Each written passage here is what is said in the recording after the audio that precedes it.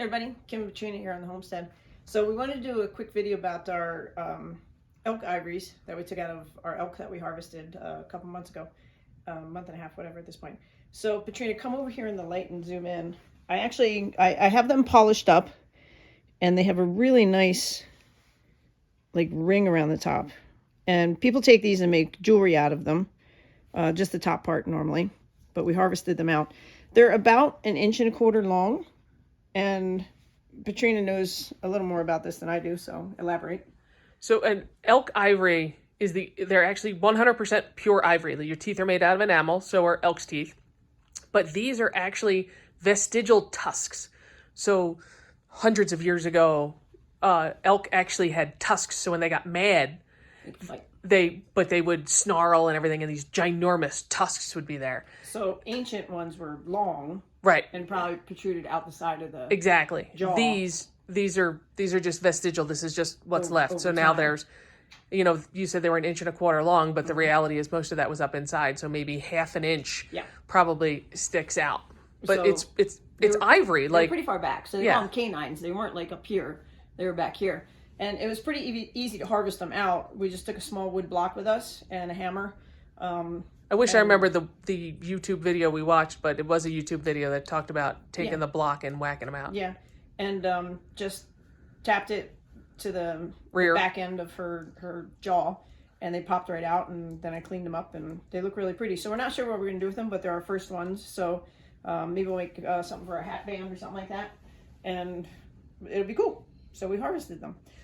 So the other thing we do is we collect the sheds in the spring after they've started to fling them around all over the place. So we have a couple in the house. This one actually is our hat hanger. It's a pretty big one. That's almost 36 inches. It's a 6 side by side. And this one was actually left here with the house. It was found by our friend Rich, who came out to visit and stayed here when the prior owners owned it and found it on the property. Having a cup of coffee. Having a cup of coffee outside. He was camping and walked down part of the hill and found that one. Didn't find the other one, but so he left that for us, which is actually pretty cool. And then this set was here when we moved in, so we're not sure where that came from, but it was here, so we liked it and we left it.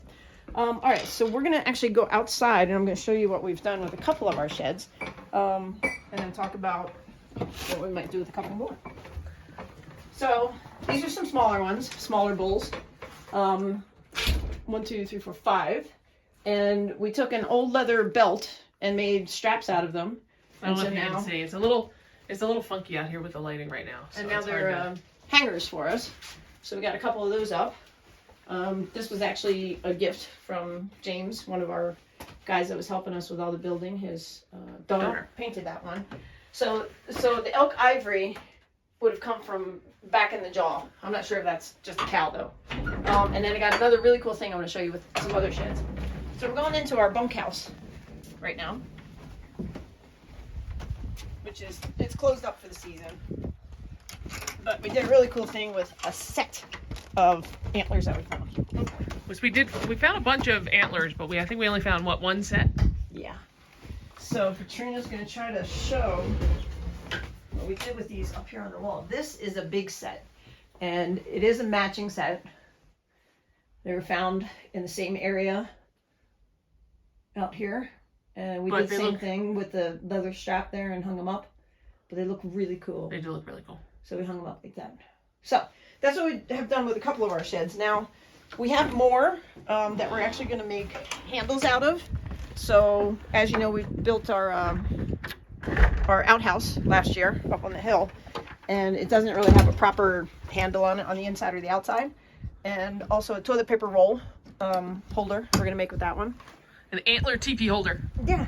And then our wood stove inside, the wooden handle is just deteriorating and falling apart. So we're actually gonna take a piece of antler. I'm hoping to find a spike and use like the whole spike and make a handle out of that.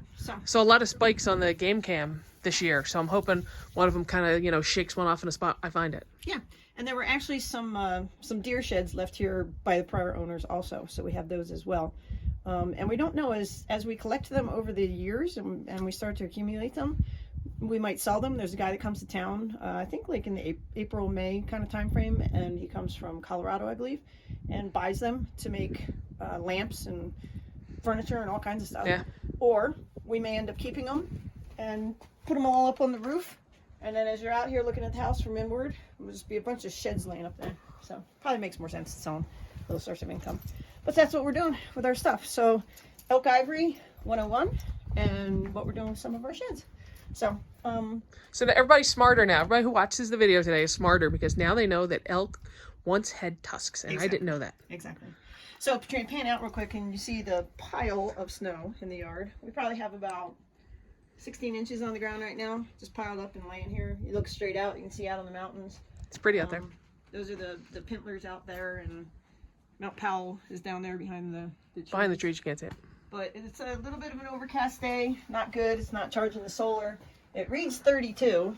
But there's a bit of a breeze. breeze. So it makes it a little frigid, but that's what we're looking at right now on February 1st out of the homestead. So, all right, cheers from the homestead. Bye.